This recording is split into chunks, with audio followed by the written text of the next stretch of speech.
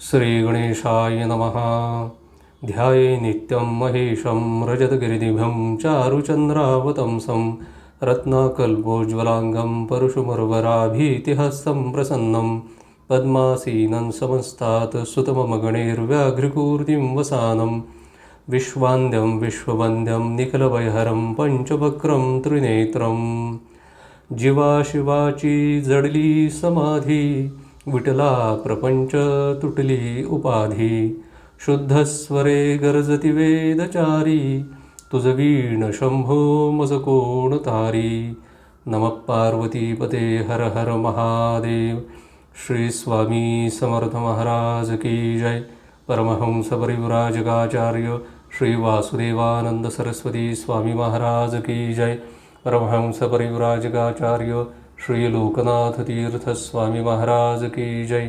योगीराज सद्गुरु श्री गुळवणी महाराज की जय। ब्रह्मर्षी दत्त महाराज, योग तपस्वी काका महाराज, परमपूजनीय श्री जोशी महाराज की जय। नमो सद्गुरु ज्ञानदेवाय। नमस्कार। ज्ञानमंजिरीच्या या आजच्या विशेष सत्रामध्ये सर्वांचं स्वागत। ज्ञानमंजिरमध्ये आपण नियमितपणे ज्ञानेश्वरीचं चिंतन मनन हे आपण करत आलेलो आहोत। आज आपण विशेष चिंतनाचा हा एक भाग आयोजित केला आहे। श्रावण मास सुरू होतो आहे आणि देवादिदेव महादेवांचा हा श्रावण मास सुरू होत असताना त्या प्रित्यर्थ आपण महायोग पूर्वाभ्यास त्याची थोडी आज माहिती करून घेणार आहोत।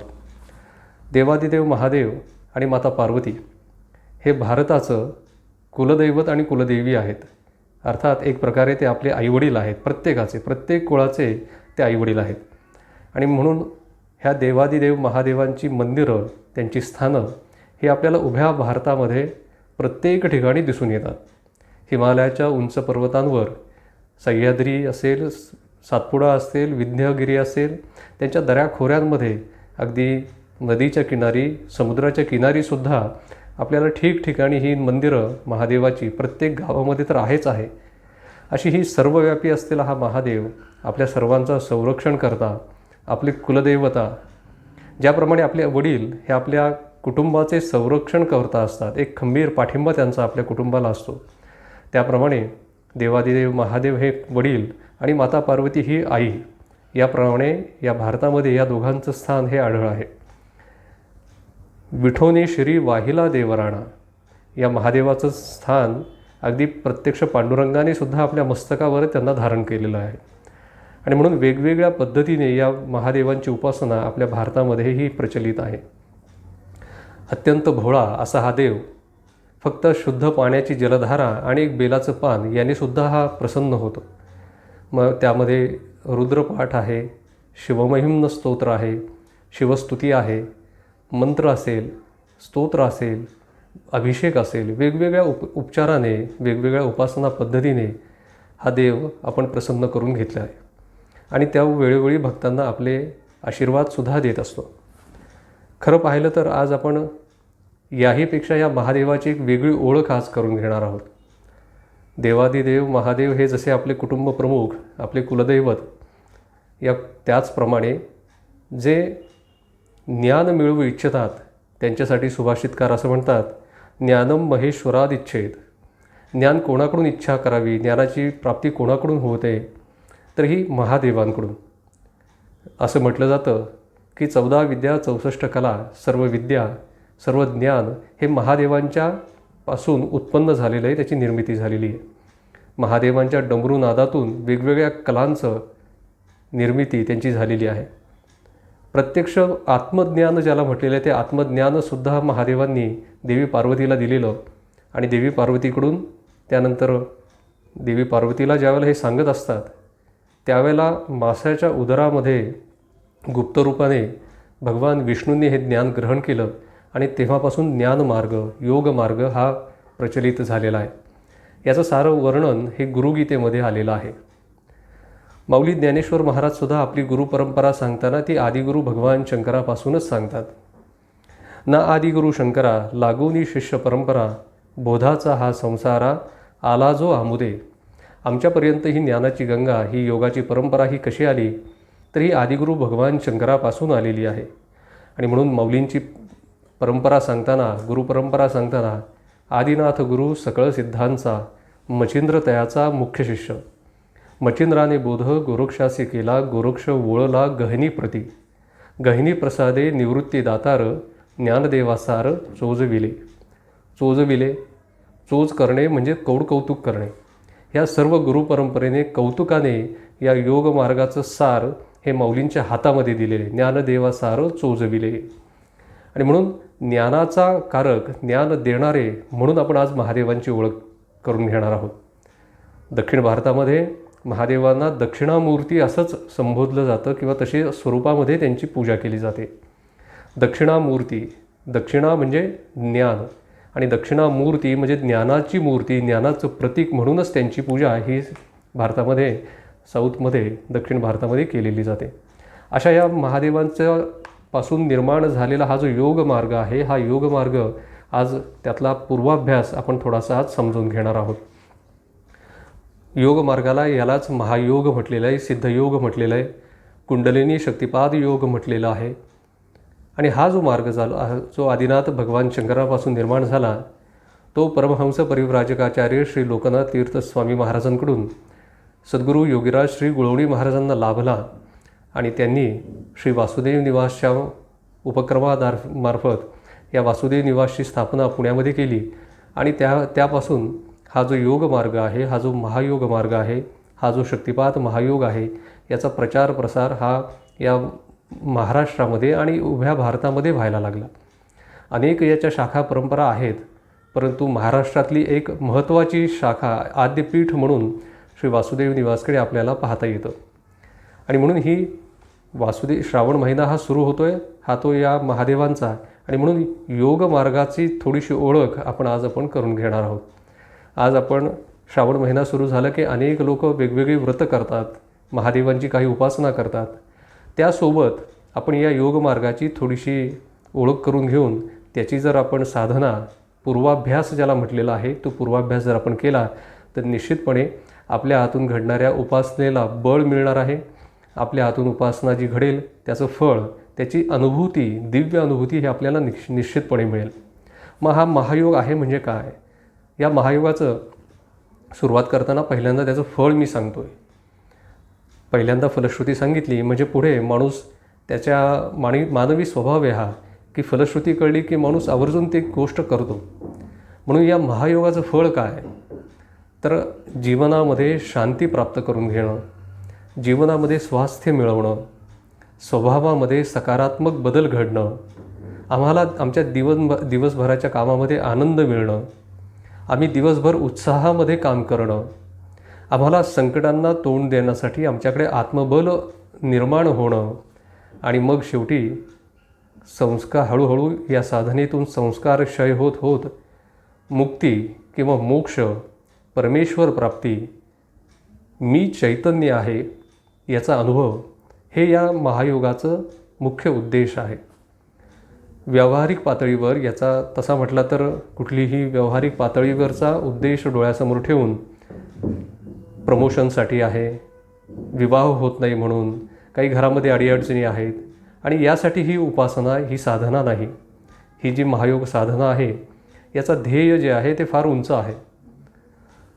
असं जरी असलं तरी मग आम्हाला ही आमच्या व्यवहारातल्या गोष्टी मिळणार नाहीत का? तर त्या नक्की मिळतील. अनुकूलता ही आपोआप प्राप्त होते. असं म्हटलेलं आहे की गंगा ही उगम पावते ती सागराला मिळण्यासाठी.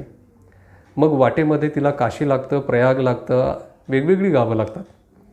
त्याप्रमाणे परंतु तिचा मुख्य उद्देश जो आहे तो सागराला मिळणं आहे. त्याप्रकारे महायोग साधना हा जो पूर्वाभ्यास आपण करायचा आहे त्याचा उद्देश आहे की मी देवरूप होऊ सगळे. माझ्यामध्ये चैतन्य आहे, त्या चैतन्याची ओळख आपल्याला करायची. देव दुसरीकडे नाही तर देव माझ्यामध्येच आहे ही ओळख करून घेण्यासाठी ही पूर्वाभ्यास आणि ही महायोग साधना आहे. आणि मग जाता हा महायोग करताना, ही साधना करता करता मग वाटेतलं आरोग्य असेल, एक गाव, दुसरं विवाह असेल, प्रापंचिक काही अडीअडचणी असतील, यामध्ये आपोआप अनुकूलता ही आपल्याला प्राप्त होते. पण डोळ्यासमोर तो उद्देश ठेवून मात्र ही महायोग साधना करायची नाही. आपल्या डोळ्यासमोर उद्देश काय पाहिजे? तो मोक्षप्राप्ती, ईश्वरप्राप्ती. आणि म्हणून असा सुरुवातीलाच या महायोगाची फलश्रुती झाल्यानंतर यामध्ये आपल्याला करायचं आहे काय, तर एक आपण गंमत पाहिली तर मानवासह सर्व जलचर असतील, पृथ्वीवरचे जे जीव जंतू असतील, सजीव असतील, ते प्रत्येकजण सुखाच्या शोधामध्ये फिरत असतो म्हणजे त्याची प्रत्येक कृती ही सुखाच्या शोधामध्ये असते. काही आता सध्या पावसाचे दिवस आहेत, तर पाऊस पडत असताना आपण हातामध्ये किंवा आपल्यासोबत आपण रेनकोट जवळ ठेवतो, छत्री जवळ ठेवतो. याचा अर्थ तिथे आपली जी परिस्थिती येणार आहे त्यापासून आपण सुरक्षित राहावं, सुखामध्ये राहावं, हा त्यामधला उद्देश आहे. काही काळापूर्वी ऊन होतं आणि त्या उन्हाळ्याच्या दिवसामध्ये गाडी जर पार्क करायची असेल तर त्यासाठी सावलीची जागा शोधणं हा सुद्धा सुखाचा शोध आहे.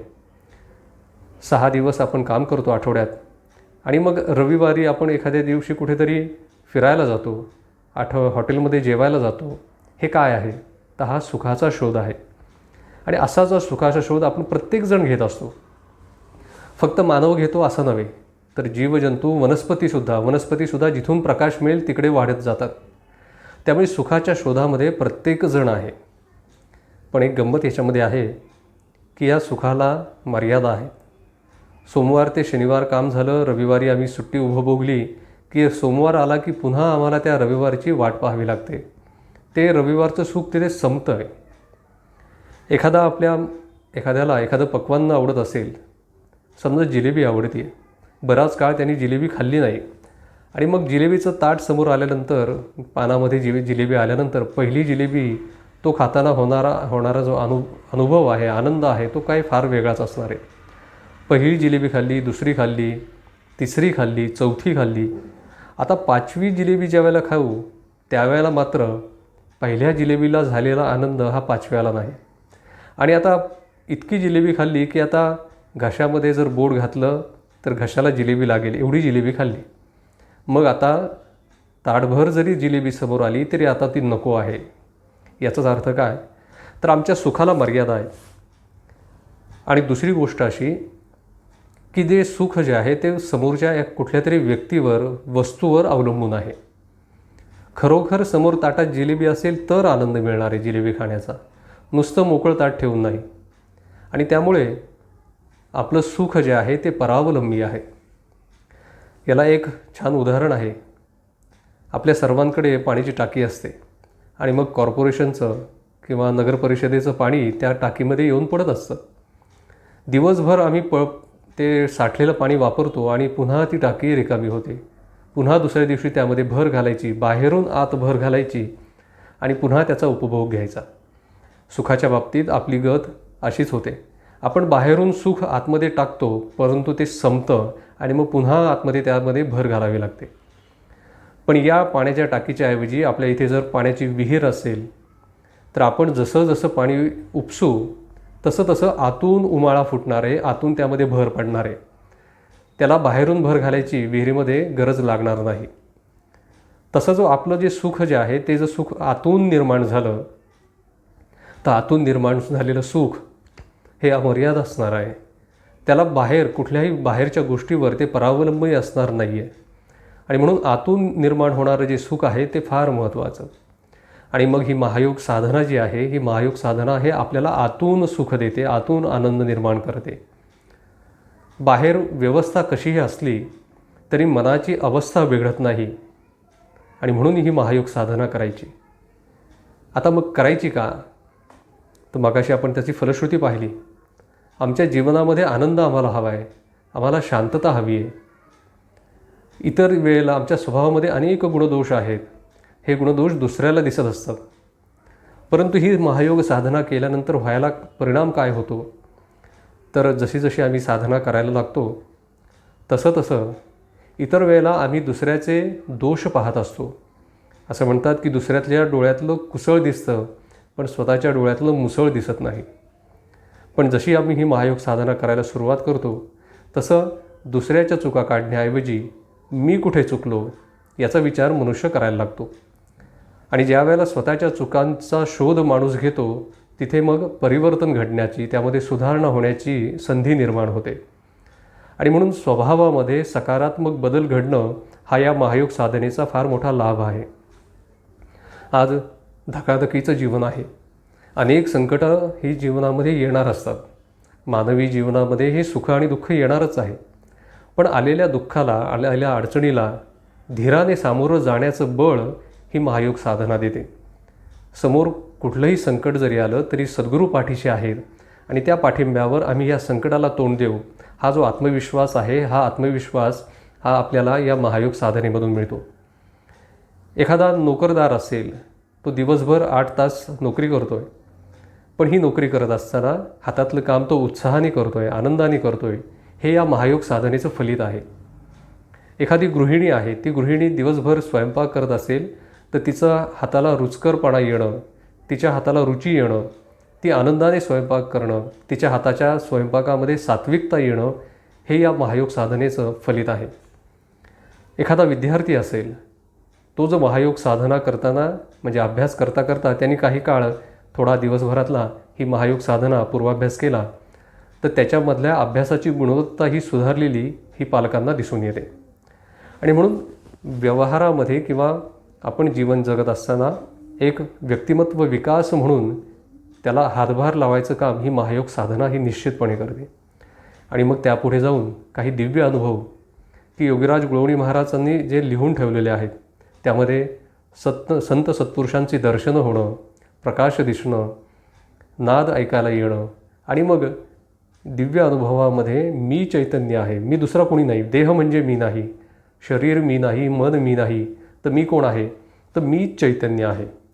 जो परमेश्वर परमेश्वर म्हणून म्हटलेला जातो तो माझ्यामध्येच विद्यमान आहे, याचा अनुभव येणं हा या समाधी किंवा या महायोगाचा एक फार मोठा लाभ आपल्याला ह्या साधनेमधून काही कालांतराने आपल्याला निश्चितपणे मिळतो. आणि म्हणून अशी ही आनंद देणारी, सुख देणारी अशी ही महायोग साधना, त्याचा पूर्वाभ्यास आपण करणार आहोत. याच्यामध्ये करायचे काय आपल्याला, तर सद्गुरू योगीराज गुळवणी महाराजांनी फक्त 3 वाक्ये सांगितलेली आहेत. स्वस्थ बसा, डोळे मिटा आणि पाहत राहा. या 3 वाक्यामध्ये ही सर्व महायोग साधना सांगितलेली आहे. स्वस्थ बसा याचा अर्थ यामध्ये कुठलेही आसन विशिष्ट करायचं नाही आहे. पद्मासनच घाला, सिद्धासन घाला असं काही नाही. अमुक एखादी योगमुद्रा करा असंही नाही. अमुक एखादा प्राणायाम करा असाही त्यामध्ये उल्लेख नाही. अमुक एका देवताचं स्मरण करा असंही नाही. अमुक एखाद्या मंत्राचा जप करा असं सुद्धा नाही. आणि त्याही पुढे जाऊन अमुक एखाद्या चक्रावर आपलं ध्यान केंद्रित करा, अमुक ज्योतीवर ध्यान केंद्रित करा असं कुठलाही विषय इथे नाही. इथे काय आहे तर स्वस्थ बसा. शरीर ज्या अवस्थेमध्ये स्वस्थ राहील अशा अवस्थेमध्ये बसायचे, मांडी घालायची, साधी मांडी घालायची.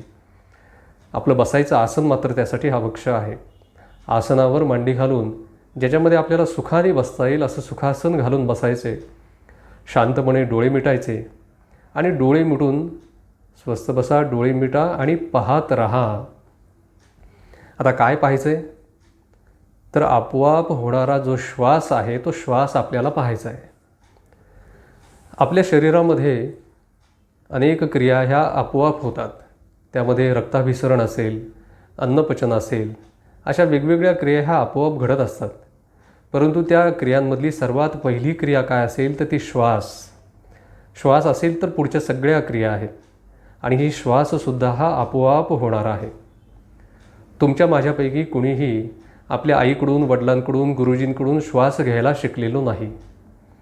जसा श्वास सुरू झाला आहे आणि तिथे आपला जन्म झालेला आहे आणि एक दिवस हा श्वास थांबणार आहे आणि तिथे आपलं जीवन संपणार आहे. आणि म्हणून तोच ईश्वर आहे. संत तुकाराम महाराज असं म्हणतात, वासुदेव करतो फेरा वाड्यात आत बाहेरा. वासुदेव या देहाच्या वाड्यामध्ये आत बाहेर फेरा करत आहे. तुम्ही काहीतरी दान पुण्य करा, जाब न द्याल तर जाईल माघारा गा. तुम्ही त्याकडे दान पुण्य करा, त्याच्याकडे लक्ष द्या, नाहीतर तो एक दिवस आलेला आहे तसाच एक दिवस जाणार आहे. आणि म्हणून या श्वासाकडे, हा श्वास जो आहे तोच परमेश्वर आहे, तेच चैतन्य आहे. आणि म्हणून हे चैतन्य चराचरामध्ये भरलेलं आहे. हे जे चैतन्य आहे हे चराचरामध्ये, मग ते मानवा तर आहेच आहे, तो बैलामध्ये आहे, गाईमध्ये आहे, घोड्यामध्ये आहे, अगदी हिंस्र अशा वाघामध्ये सुद्धा ते चैतन्य आहे. झाडाझुडपांमध्ये, वेलींमध्ये आहे, नव्हे नव्हे तर दगडामध्ये सुद्धा ते चैतन्य आहे, लोखंडामध्ये सुद्धा चैतन्य आहे आणि हे श्वासरूपाने प्रत्येकामध्ये आहे. मग आता तुम्ही मला एक इथे प्रश्न विचाराल की सजीव श्वास घेतात हे ठीक आहे, हे आम्हाला माहीत आहे, पण दगडसुद्धा श्वास घेतो का? लोखंडसुद्धा श्वास घेतं का? तर होय, निश्चितपणे श्वास घेतो. तुमच्या माझ्यामध्ये श्वासाची जी प्रक्रिया, रासायनिक प्रक्रिया घडते ती आपण शाळेमध्ये शिकलेलो आहोत.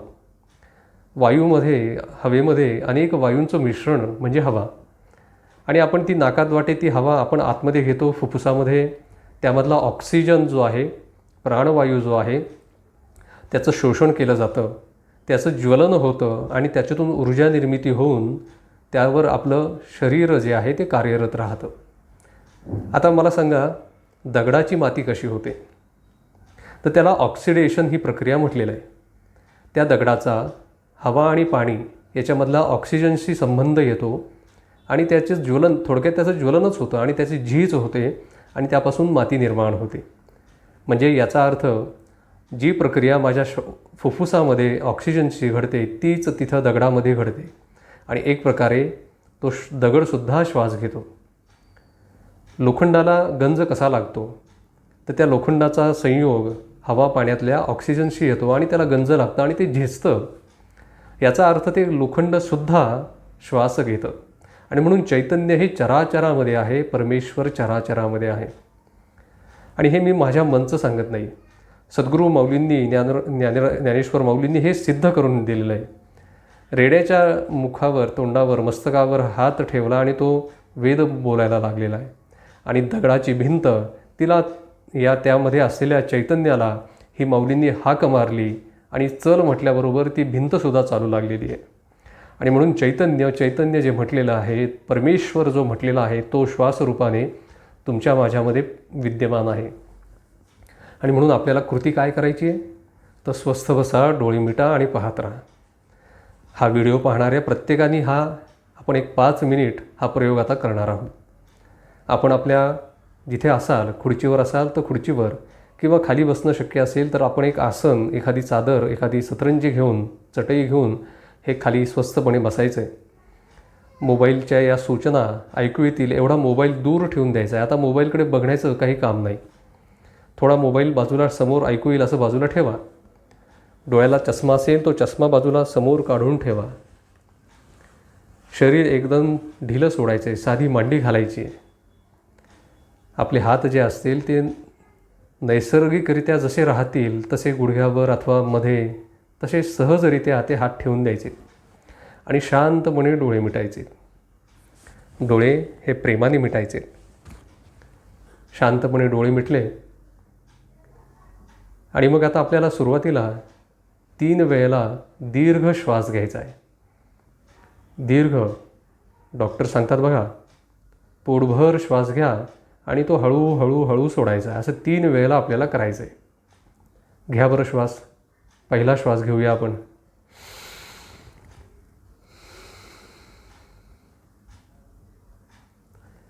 तीन वेळेला दीर्घ श्वास घ्यायचा आहे.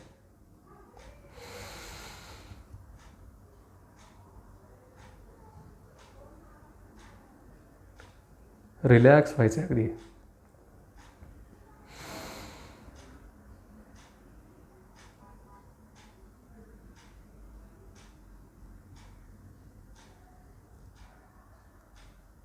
आणि आता आपलं शरीर पूर्ण रिलॅक्स झालेलं आहे, मन शांत झालेलं आहे.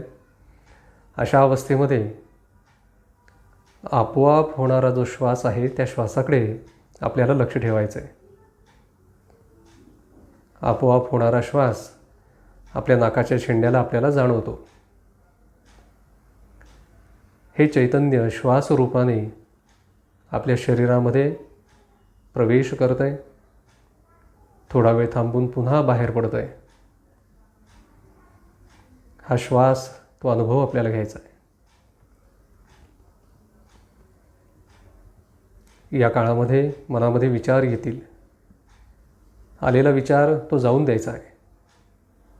त्या विचाराकडे आपण, त्याच्या पाठीमागे आपण जायचं नाही. विचार आला तर पुन्हा आपल्या श्वासावर लक्ष केंद्रित करायचं आहे. या दरम्यान काही क्रिया झाल्या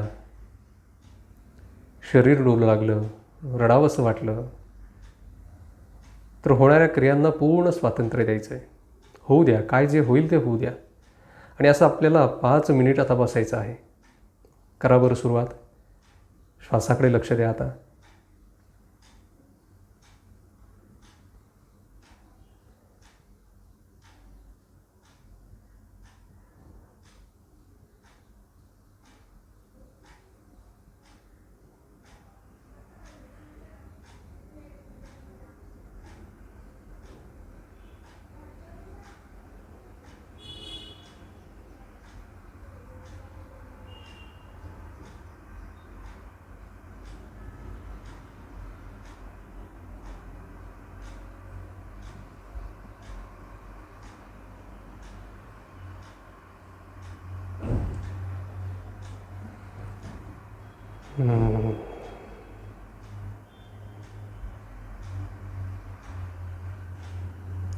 चैतन्यं शाश्वतं शान्तं व्योमातीतं निरञ्जनं नादबिन्दुकलातीतं तस्मै श्रीगुरुवे नमः.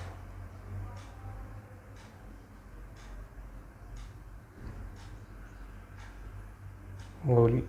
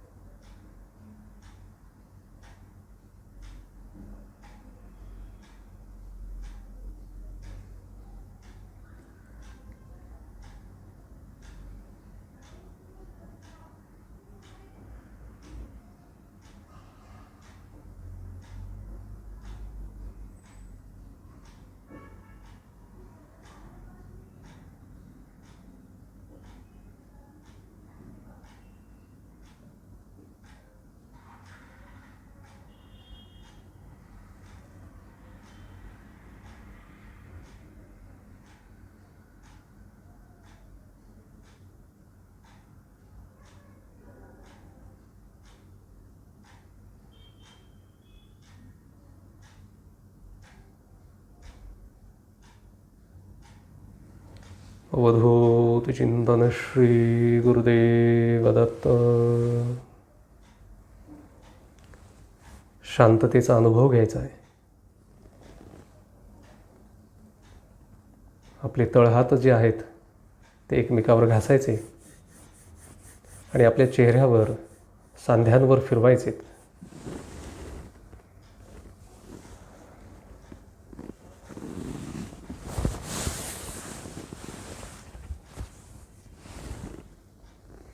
आणि शांतपणे डोळे उघडायचे.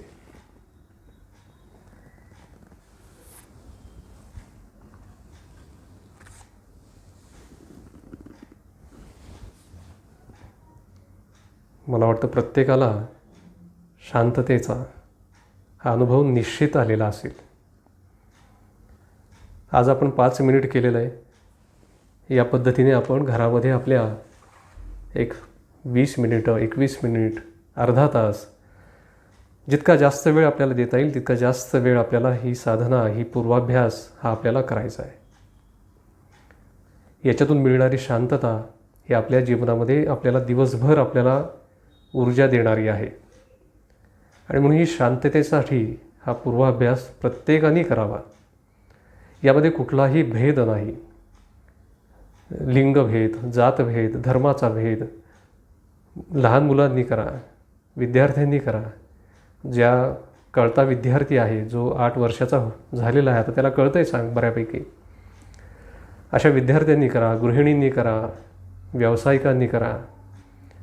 प्रत्येकाने हा पूर्वाभ्यास करणं हे आवश्यक आहे. आता हा जो महायोग पूर्वाभ्यास आहे हा कुणी करावा हे आपण पाहिलं. आता कधी करायचा, तर पहाटेची वेळ, संध्याकाळची वेळ ही उत्तम. पण आज धकाधकीच्या जीवनामध्ये आपला जो दिनक्रम असेल, त्या दिनक्रमातली जी सोयीची वेळ आहे ती आपण निवडावी. त्या निवडलेल्या अर्धा तासामध्ये नियमितपणे हा पूर्वाभ्यास आपण करायचा आहे. फक्त एक ध्यानात ठेवायचं की जेवण झाल्यानंतर 2.5 ते 3 तास हा पूर्वाभ्यास करायचा नाही. इतर वेळेला तुम्ही करा. आणि म्हणून त्यासाठी पहाटेची वेळ ही फार उत्तम.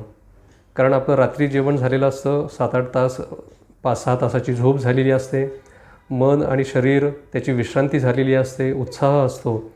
आणि दुसरं म्हणजे आपल्याला व्यत्यय आणायला कुणीही नसतं. ना मोबाईलची रिंग वाजणार आहे, ना कोणी दारावरची बेल वाजणार आहे. आणि म्हणून पहाटेची वेळ ही फार उत्तम.